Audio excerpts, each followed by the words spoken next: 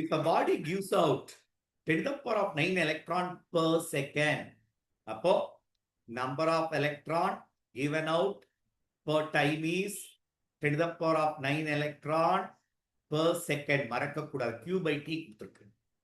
How much time required to get total charge 1 coulomb from it? 10 to the power of 9 electron per second எடுக்கிறோம். உனக்கு formula Q equal to number of electron into charge.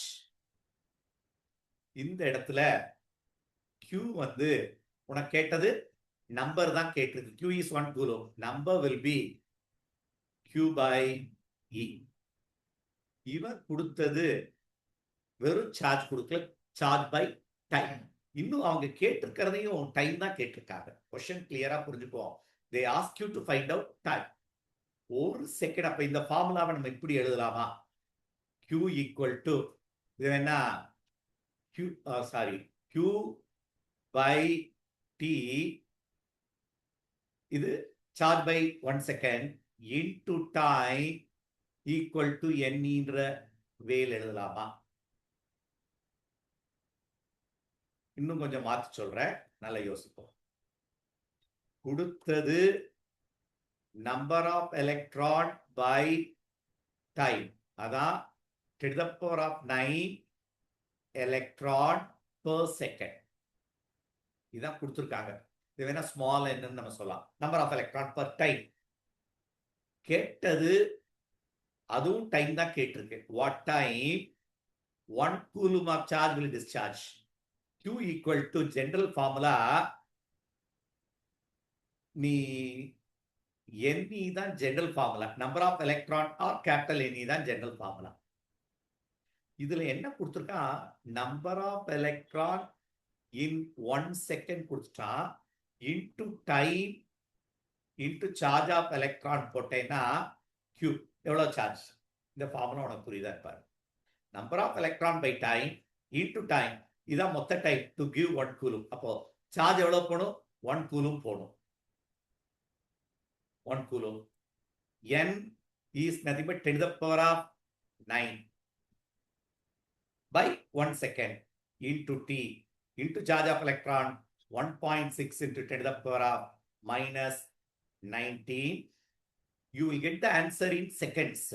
அப்ப நீ T வெளியே எடுத்தேன்னா அந்த T dash எவ்வளவு time 1 coulomb release ஆகும்னா 1 by என்னென்ன பேலன்ஸ் இருக்கு சொல்லு.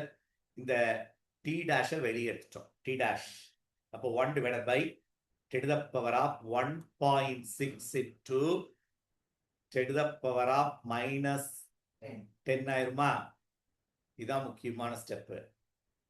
இது மேல போச்சுன்னா 10 into 10 to the power of 9 by 1.6, which is nothing but 6.25 into 10 to the power of 10 to the power of 9 seconds. I wanted to convert that into என்ன கொடுத்துருக்கான்னா ஹவரா மினிட்டா செகண்டானு. உனக்கு தெரியும் 60 second equal to 1 minute. 1 minute. அப்ப மினிட்னா நம்ம seconds வந்து மினிட்டா மாத்தோம்னா divide the value by 16. அப்போ divide the value by 16 answer இல்ல. ஹவரா மாத்தோம்னா 60 by 60, அந்த ஆன்சரும் இல்ல. டேவா மாத்தோம்னா எவ்வளவு? 86,400 seconds. 1 day equal to 86,400. இந்த ஆன்சர் கூட இல்ல. அப்போ அதை என்னவா மாத்தணும்? இயரா மாத்தணும், which is equal to 365. இதை நீ கால்குலேட் பண்ணோம்னா இந்த வேல்யூ ரப்பா நமக்கு 1 டேல எத்தனை செகண்ட்ஸ் தெரிஞ்சிருச்சு. 1 இயர்ல எத்தனை செகண்ட் நம்ம கால்குலேட் பண்ணோம்னா இந்த வேல்யூ அப்ராக்சிமேட்லி போடுங்க. அப்போ 1 இயரா மாத்தினா 3.15 into 10 to the power of 7 all divide பண்ணேன்னா you will get around 198 years மாறிடும்.